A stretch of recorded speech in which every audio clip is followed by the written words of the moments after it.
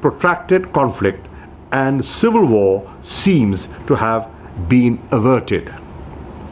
The much feared mass exodus of refugees has not taken place, at least thus far.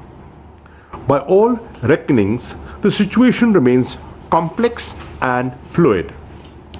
One thing, however, is certain. We all are grappling with a changed reality in Afghanistan. The Taliban have announced formation of a caretaker setup. We have noted this development. We hope that the political situation stabilizes at the earliest, leading to normalcy. The new situation requires discarding old lenses, developing new insights, and proceeding with a realistic and pragmatic approach. At the center of our endeavors must remain the well-being of the Afghan people, who have suffered enormously due to conflict and instability for over 40 years. Excellencies, on 18th August 2021, I had a detailed exchange of views with State Councillor and Foreign Minister Wang Yi.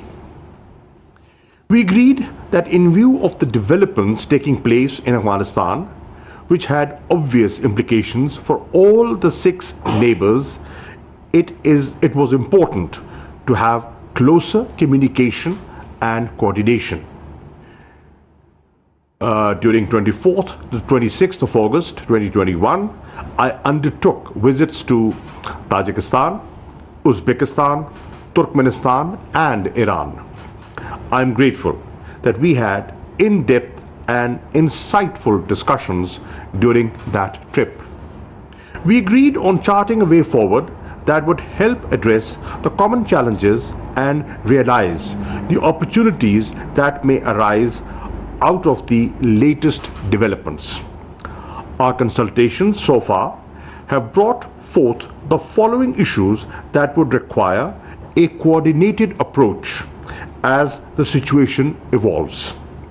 And they are: security situation along the borders, prevention of Afghan soil for being used by terrorist entities, possibility of fresh influx of refugees, containing drug trafficking and transnational crimes, stemming any spread of extremist elements, challenges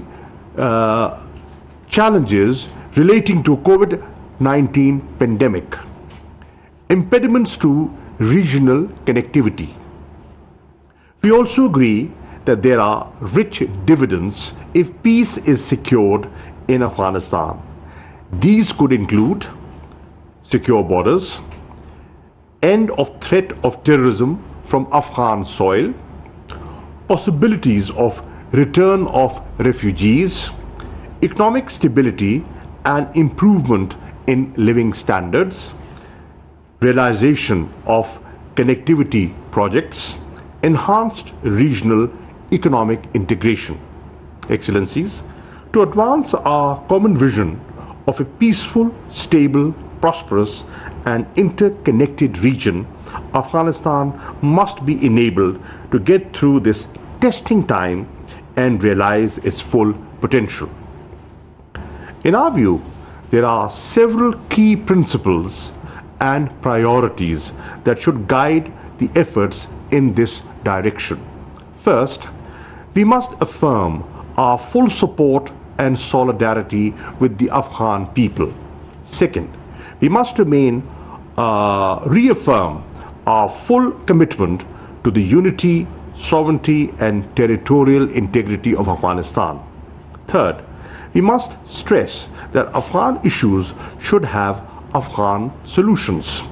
Fourth, we must make clear that Afghan soil should not be allowed to be used against any country. Fifth, we must underscore the multi-ethnic nature of Afghan society and stress the importance of national reconciliation. In the wake of recent developments, the key priorities are to prevent a humanitarian crisis that can exacerbate the sufferings of the Afghans. Equally important is to take steps to prevent economic meltdown in the country. If a humanitarian crisis is prevented and economic stability is assured, then peace can be consolidated and a mass exodus precluded.